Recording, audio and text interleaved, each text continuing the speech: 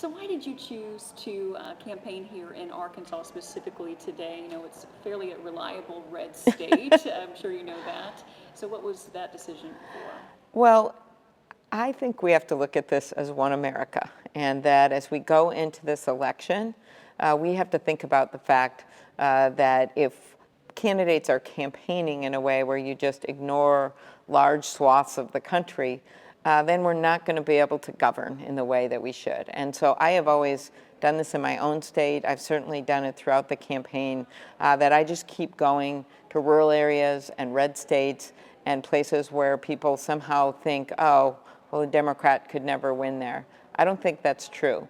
And even if maybe you can't win the whole state, congressional members can win, or state legislative candidates can win in unexpected ways all the time. And certainly we saw some of this in 2018.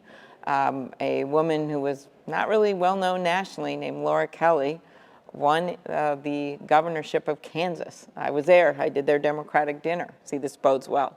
Um, we won in Wisconsin with a nationally relatively unknown candidate, but someone that the state liked. They fit their state. So I kind of see this as part of a movement across this country to bring some sanity back to our politics, to start governing from opportunity, not chaos, to stop all this divisiveness and the mean tweets and everything else. You want to have a president in place where when the TV's on, that parents don't run to turn off the sound because they don't want their kids hearing what the president will say at a rally. That's not what we are as a country. And so this issue, to me, is just part of that. Yeah, this has been hard in red areas and rural areas, but hunters are coming around. They are listening. They're looking at the facts. They're looking at the numbers, and that's why you've seen a change. And I don't want this to be an urban-rural divide issue. I want this to be, let's come up with some smart American solutions for what is clearly an enormous public safety problem. And I know you spoke about that quite a bit today, about how, like Minnesota, Arkansas has its hunters, and a lot of people here are very strong supporters of gun rights. It's going to be possibly more difficult to persuade them for certain gun reform issues. Sure it is. How would you convince Arkansas voters to be more aligned with what issues you would be pressing for? I think you look at the bills that are there right now that are waiting to get passed in the Senate, that passed in the House, some of them with some Republican support, some of them with more. This idea that domestic abusers who've been convicted, right, shouldn't be able to get a gun. There's hunters that care a lot about the loved ones in their lives and the women in their lives, and I think you get support there. You look at the universal background checks, when all that's about is making sure that if someone wants to go there and get a gun, and most our hunters have guns already, and someone comes up there, you're able to check back at their record and see what's in their record, and is there any reason they shouldn't get one. Same with those red flag laws, which they've put in place in really conservative states like Indiana. Then you look at some of the other possibilities. You've got magazine limits. You know, when you look at what happened in Dayton, those cops did their jobs. Those police officers got there in 60 seconds.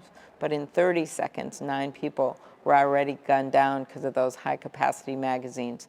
There's a reason the Republican congressman from that area in Ohio came out for the magazine limits and for limiting and banning the military-style weapons in the hands of people like this guy, because he got it. He saw what it meant. He saw the bloodshed in his own district.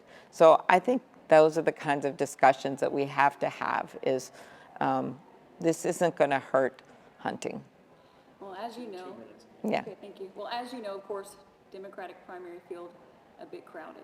Really? How will you? I talked to the governor today, Governor Hickenlooper. Yeah, right. Yes. How will you stand out personally to Arkansas voters who are seeing such a crowded Democratic field? Well, I am from the middle of the country.